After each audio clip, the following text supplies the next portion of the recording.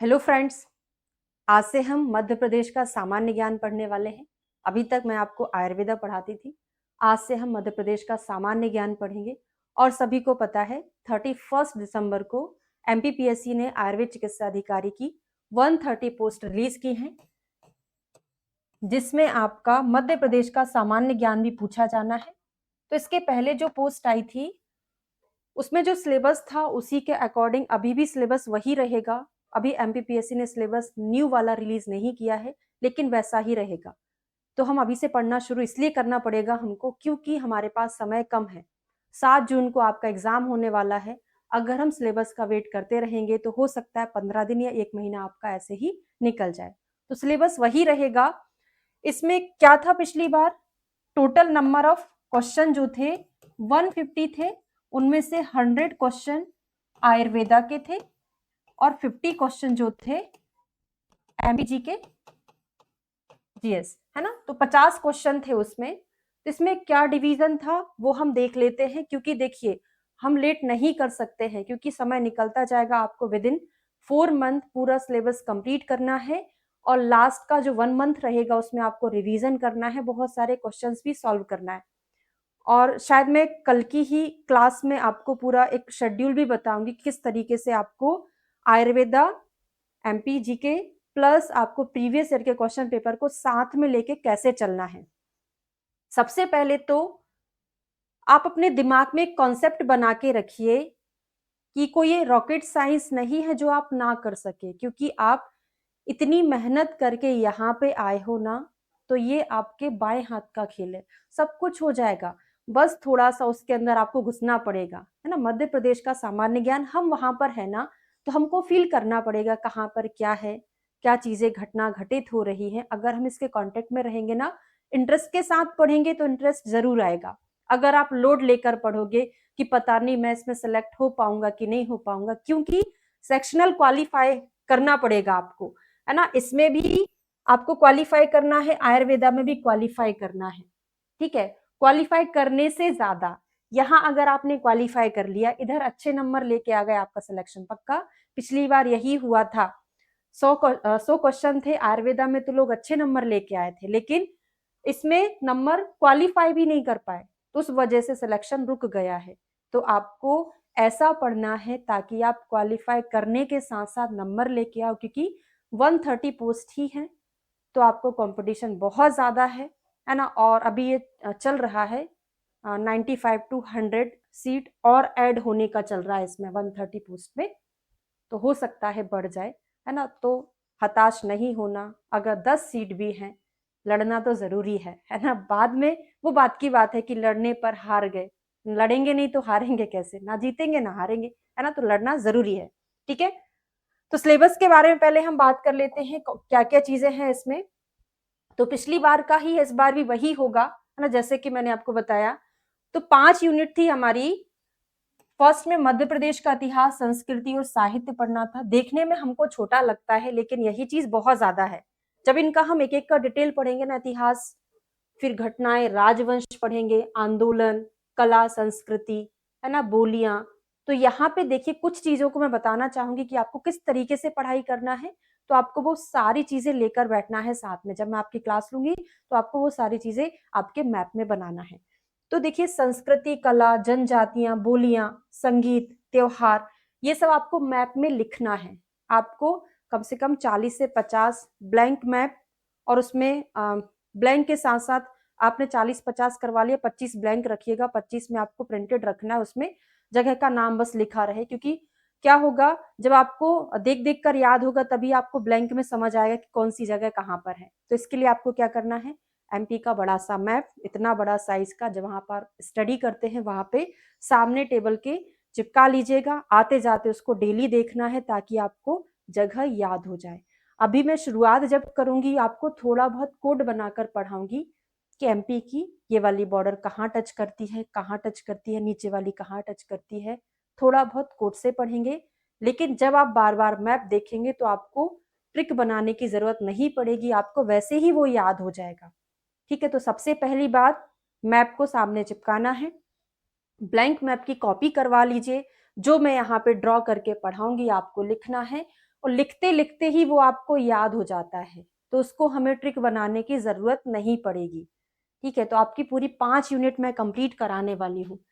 पर्यटन, व्यक्तित्व, भूगोल में हम पढ़ेंगे, है ना, मध्य प्रदेश का भूगोल। फिर ये सेकंड पॉइंट था। थर्ड में राजनीति, अर्थशास्त्र रहेगा। और फोर्थ में अंतरराष्ट्रीय, राष्ट्रीय मध्य प्रदेश की जो करंट अफेयर है। और लास्ट में कंप्यूटर वाला पोर्शन है, सूचना एवं संचार प्रौद्योगिकी। तो इसमें डिवीजन जो था पहले क्या था कि इसमें जो बेसिक से आता था, एमपी का जो बेसिक था वो कितना आता था आपका 35 नंबर का आता है ना। और 10 नंबर का नेशनल जीके, पूरा इंडिया, मतलब इंडिया से नेशनल यानी इंडिया। और 5 नंबर का इंटरनेशनल रहेगा। इसका मतलब पूरा आपका यही कंप्लीट हो जाना, आपको बहुत ज्यादा इधर उधर भागने की जरूरत नहीं है। पहले आप बेसिक 35 नंबर तो कंप्लीट कर लो, उसके बाद नेशनल, इंटरनेशनल में करंट अफेयर्स आते, वहां का भौगोलिक कुछ नहीं पूछा जाएगा, एमपी में ही भौगोलिक पूछा जाएगा। उसके बाहर का आपको करंट अफेयर्स पूछे जाते हैं, नेशनल और इंटरनेशनल। वहां से ऐसा नहीं होगा कि यहाँ का विस्तार पूछ ले, वहां की नदियां, पहाड़, पर्वत पूछ ले, ऐसा कुछ नहीं रहता है। ठीक है, पढ़ना शुरू करेंगे तो समझ लिए हैं। तो सबसे पहले तो आज मैं ज्यादा कुछ नहीं पढ़ाने वाली हूँ, क्योंकि अभी आपका रिदम बन जाए उसके बाद हम उसको थोड़ा डीप पढ़ेंगे, है ना। मात्र 15-20 मिनट का आज लेक्चर रहेगा, जिसमें हम 3 चीजें पढ़ने वाले हैं। मध्य प्रदेश का गठन का सन केवल याद करने वाले हैं। पिछली बार पूछा था, जो 22-23 में जो एग्जाम हुआ था, 21-22 में, उसमें पूछा था, है ना, उपनाम किन किन नामों से जाना जाता है, और मध्य प्रदेश के प्रतीक या चिन्ह कौन कौन से हैं। सर्व सामान्य चीज है, जो ऐसा नहीं कि मैं आपको अलग से पढ़ा रही, वो आप सभी को पता है। भले ही कोई भी आयुर्वेदा में हो, किसी भी पैथी में हो, किसी भी चीज की तैयारी कर रहा हो, उसको सारी चीजें ये पता रहती हैं कि मध्य प्रदेश का राजकीय पुष्प कौन सा है, पशु कौन सा है, सबको पता है। पर पढ़ना है ना, क्योंकि हमको बेसिक से शुरू करना, जीरो से शुरुआत करेंगे। ठीक है, जरूरत होगी तो कोड बनाऊंगी, नहीं तो पिक्चर से देख के हम याद करेंगे, कहीं कहीं ट्रिक भी बनाएंगे आगे जाके, बहुत बाद में, अभी नहीं है। ये बेसिक चीजों में ट्रिक बनाने की जरूरत नहीं है। ठीक है, तो 3 ही चीजें मैं पढ़ाने वाली हूँ। तो शुरुआत कर देते हैं। क्षेत्रफल वगैरह हम अगले लेक्चर में पढ़ेंगे, क्योंकि मुझे आपको वो सारा पढ़ाना पड़ेगा। भूमध्य रेखा, विषुवत रेखा, अक्षांश, देशांतर, वो क्या क्या होते हैं वो पढ़ेंगे, तभी आपको समझ आएगा, है ना। तो शुरुआत छोटे से करते हैं ताकि अच्छे से समझ में आए। तो लिखते जाइएगा। मध्य प्रदेश का गठन कब हुआ था? मध्य प्रदेश का गठन हुआ था 1 नवंबर 1956 में हुआ था। गठन की बात कर रहे हैं हम।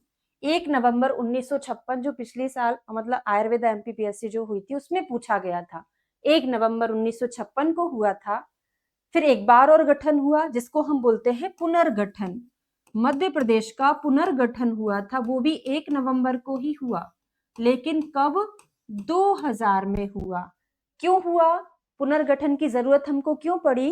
क्योंकि मध्य प्रदेश में से छत्तीसगढ़ को अलग कर दिया गया था, सेपरेट हो गया था। वो कब हुआ था? 1 नवंबर 2000 को हुआ था। तो फिर हम इसके बाद इसके पढ़ेंगे, जब गठन पूरा डिटेल में पढ़ेंगे कि जब डिवीजन नहीं हुआ था छत्तीसगढ़ और मध्य प्रदेश का, तो जिले कितने थे, जब सेपरेट हुआ तो कितने बचे, उसके बाद 2025 तक, 2000 से लेके 2025 तक अब कितने जिले हो गए हैं, वो हम नेक्स्ट क्लास में पढ़ेंगे। ठीक है, तो 1956 को गठन हुआ 1 नवंबर, और पुनर्गठन 1 नवंबर 2000 को हुआ। अब इनको किन नामों से जाना जाता है मध्य प्रदेश को, और कौन कौन से नाम से जाना जाता है? तो इसको हम सोया प्रदेश भी बोलते हैं। क्यों बोलते हैं? क्योंकि मध्य प्रदेश में सबसे ज्यादा सोयाबीन पाया जाता है। अभी हम पढ़ने वाले हैं, राजकीय फसल होती है सोयाबीन, और सोयाबीन कहाँ पर ज्यादा पाया जाता है? मालवा में, वो भी पढ़ेंगे, है ना। तो सोया प्रदेश बोला जाता है, टाइगर प्रदेश भी बोला जाता है मध्य प्रदेश को। क्यों बोला जाता है? क्योंकि यहाँ पे टाइगर भी सबसे ज्यादा पाए जाते हैं। कौन से राष्ट्रीय उद्यान में पाए जाते हैं? बांधवगढ़ राष्ट्रीय उद्यान में सबसे ज्यादा टाइगर पाए जाते हैं, इसलिए इसको टाइगर प्रदेश कहा जाता है। और क्या बोलते हैं? हृदय प्रदेश। हृदय प्रदेश क्यों बोला जाता है मध्य प्रदेश को? क्योंकि ये भारत के मध्य में होता है ना। भारत के मध्य में होने के कारण इसको हृदय प्रदेश कहा जाता है। और ऐसा किसने बोला है? ऐसा बोला है जवाहरलाल नेहरू ने। जवाहरलाल नेहरू ने मध्य प्रदेश को हृदय प्रदेश कहा है। और क्या बोलते हैं इसको? हीरा प्रदेश बोलते हैं। हीरा प्रदेश क्यों बोलते हैं? क्योंकि मध्य प्रदेश में सबसे ज्यादा हीरा पाया जाता है। कहाँ पाया जाता है हीरा? पन्ना में पाया जाता है। और क्या बोलते हैं? नदियों का मायका भी कहा जाता है। नदियों का मायका क्यों कहा जाता है? सबसे ज्यादा नदियां यहीं पर होती है, यहीं से निकलती हैं, तो नदियों का मायका भी कहा जाता है। इसके अलावा इसको और नाम भी दिए हैं, तेंदुआ प्रदेश बोलते हैं, है ना, और दो चार नाम और हैं। तेंदुपत्ता राज्य है, गिद्ध राज्य भी बोलते हैं, घड़ियाल राज्य है ना, चीता राज्य, बुल्फ स्टेट, बहुत सारे नाम से, लेकिन मुख्य मुख्य जो है वो मैंने आपको लिखा दिए हैं। अगले टॉपिक पर चलते हैं। मध्य प्रदेश के प्रतीक और चिन्ह। कौन कौन से प्रतीक और चिन्ह राजकीय चिन्ह है हमारे, है ना? तो देखते हैं। तो सबसे पहले देखते हैं राजकीय पशु क्या है। मध्य प्रदेश का राजकीय पशु है बारहसिंगा। बारहसिंगा फोटो में दिख रहा है। कोड बनाने की इसलिए यहाँ पे जरूरत नहीं पड़ेगी क्योंकि हर जगह कोड काम नहीं करता है ना। कुछ इमेजिनेशन, जैसे आप कोई फोटो देखे हो कि मैडम ने कुछ पढ़ाया था, उसमें फोटो थी, राजकीय पशु की फोटो थी जिसमें बारहसिंगा था, तो याद रहेगा, है ना। इसका कोई हमको कोड नहीं बनाना है। पर इसका वैज्ञानिक नाम क्या है, ऐसे क्वेश्चन पूछ लिए जाते हैं। तो रूसर्वस दुआवसेली इसका वैज्ञानिक नाम है। ब्रैडरी प्रजाति, ये बहुत इंपॉर्टेंट है। बारहसिंगा तो है, पर कौन सी जाति का बारहसिंगा है? जो राजकीय पशु है वो ब्रैडरी प्रजाति का बारहसिंगा है, जिसको राजकीय पशु में कब घोषित किया गया? राजकीय पशु 1981 में घोषित किया गया। तो मैं आपको लास्ट में 3 चीजें याद कराने वाली हूं कि कौन कौन सी चीजों को मध्य प्रदेश में इंक्लूड किया गया। जैसे राजकीय पशु को 1981 में, 2 चीजों को और 1981 में घोषित किया गया था। ठीक है। कहां पर पाया जाता है ये बारहसिंगा? सबसे ज्यादा कान्हा किसली राष्ट्रीय उद्यान में पाया जाता है, जो कहां पर है? मंडला और बालाघाट राष्ट्रीय उद्यान। हम जब पढ़ेंगे आपको वहां पर याद ही हो जाएगा कान्हा किसली कहां पर है। अभी केवल इतना ही याद रखिए कि बारहसिंगा कान्हा किसली राष्ट्रीय उद्यान में पाया जाता है। ठीक है, 1981 में। और 2017 में क्या हुआ था? कान्हा राष्ट्रीय उद्यान ने भूरसिंहदा बारहसिंगा नाम से अपना एक शुभंकर जारी किया था। भूरसिंहदा बारहसिंगा, एक साउथ इंडियन मूवी टाइप से लग रहा है ना नाम, भूरसिंहदा बारहसिंगा। कब किया था ये याद रखिएगा, 2017 में किया था, है ना। 81 में उसको इंक्लूड किया गया राष्ट्रीय पशु के रूप में, और 2017 में उसको क्या किया गया? एक शुभंकर जारी किया था, भूरसिंहदा बारहसिंगा। याद हो गया होगा। अब इसमें थोड़ा सा आपको तो मेहनत तो करनी पड़ेगी ना, क्योंकि ये चीजें याद रखना पड़ेगा आपको। वैज्ञानिक नाम क्या है? ठीक है, रूसर्वस द्वावसेली ब्रैडरी प्रजाति तो याद ही हो जाएगा। ठीक, राजकीय पुष्प क्या है? दिखाई दे रहा है आपको, सफेद कलर का लिली। सभी लोग वाकिफ हैं इस नाम से, है ना। लिली कैसे कलर का है? सफेद कलर का होता है।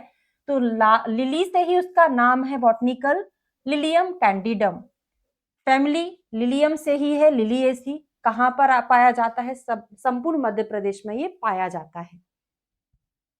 अगला है राजकीय पक्षी दूधराज। तो पुष्प भी हमारा व्हाइट था, है ना, और पक्षी भी हमारा व्हाइट ही है, दूधराज, है ना। व्हाइट व्हाइट दिखाई दे रहा है दूधराज। यहाँ पे ब्लू ब्लू कलर का, ब्लू तो नहीं, थोड़ा सा पर्पल टाइप से ब्लूइश कलर का होता है, ये दूधराज है। इसको शाही बुलबुल भी बोला जाता है। क्या बोलते हैं? शाही बुलबुल। और ये पक्षी क्या करता है? फ्लाई करता है ना। दूधराज क्या करेगा? फ्लाई करेगा। तो याद रहेगा, fly catcher, paradise fly catcher, है ना। थोड़ा सा कोड बन सकता है, पूरा का पूरा नहीं बनेगा।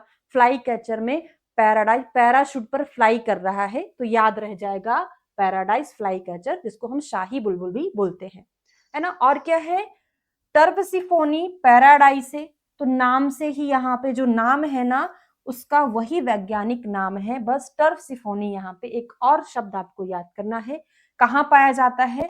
पश्चिमी मध्य प्रदेश में पाया जाता है ना, पूरा पश्चिम, है ना, इस एरिया में पाया जाता है। ठीक है। और सबसे ज्यादा कहाँ पर है? सरदारपुर अभ्यारण्य, है ना, धार में जो है, सैलाना अभ्यारण्य रतलाम में पाया जाता है। तो ये तो हम अलग से ही याद करेंगे, तो इधर से आपको बहुत ज्यादा प्रेशर देने की जरूरत नहीं है दिमाग को। और कब घोषित किया था? 1981 में। तो अभी हमने क्या देखा? पशु देखा, अब एक पक्षी हो गया, आगे जाके एक और चीज आने वाला है। ठीक है, आगे बढ़े।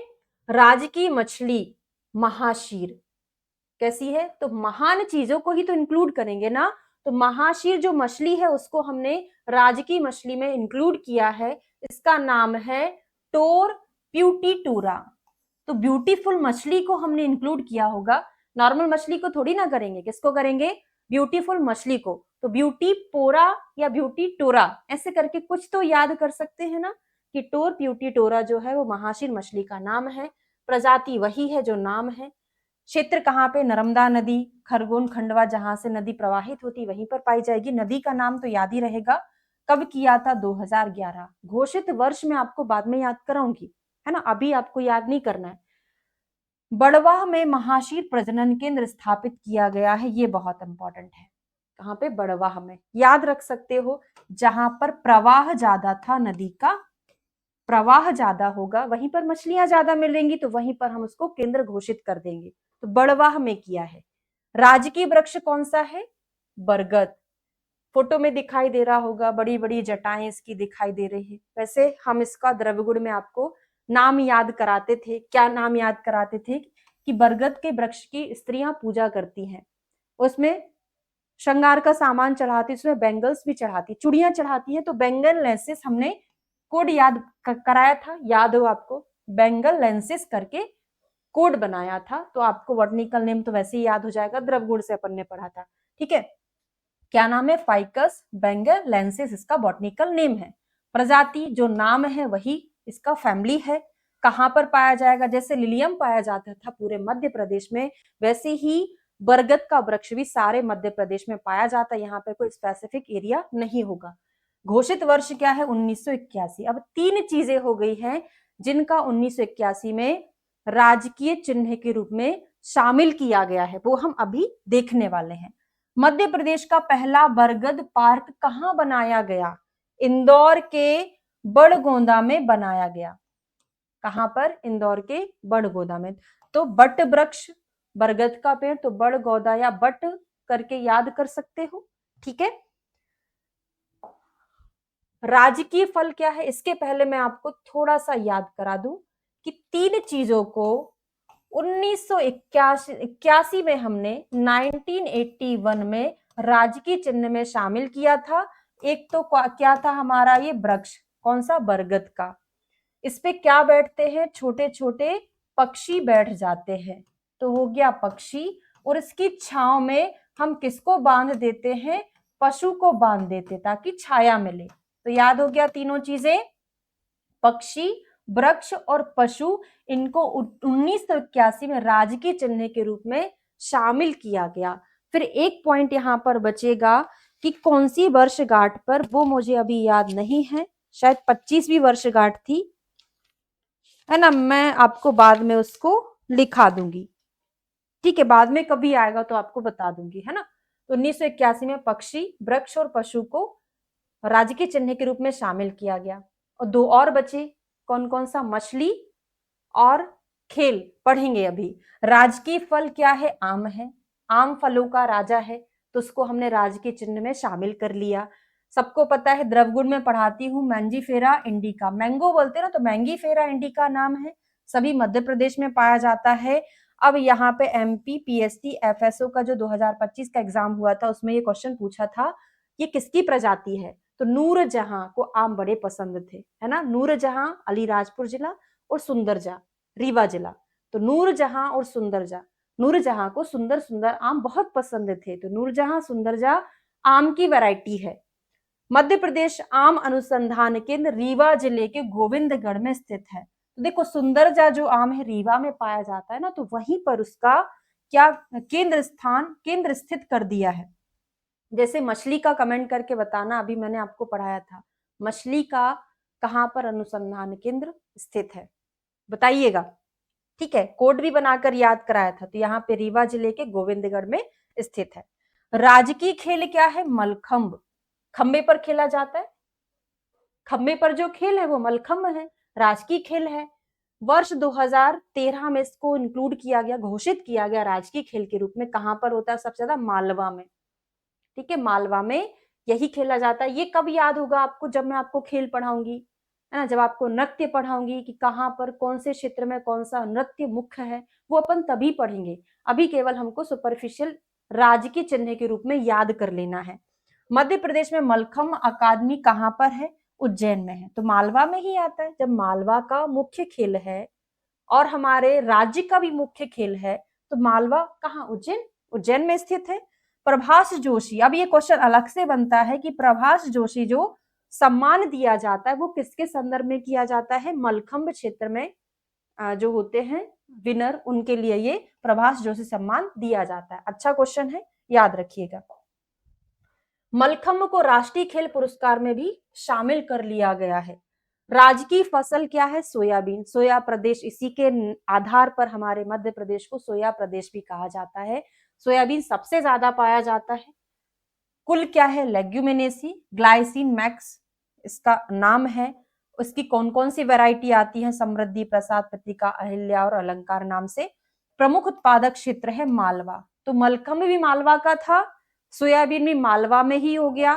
ठीक है, तो मालवा वाली चीजें, और ये हमारे राज्य की फसल भी आती है। तो मध्य प्रदेश में सोया का उत्पादन देवास जिले में प्रारंभ किया गया।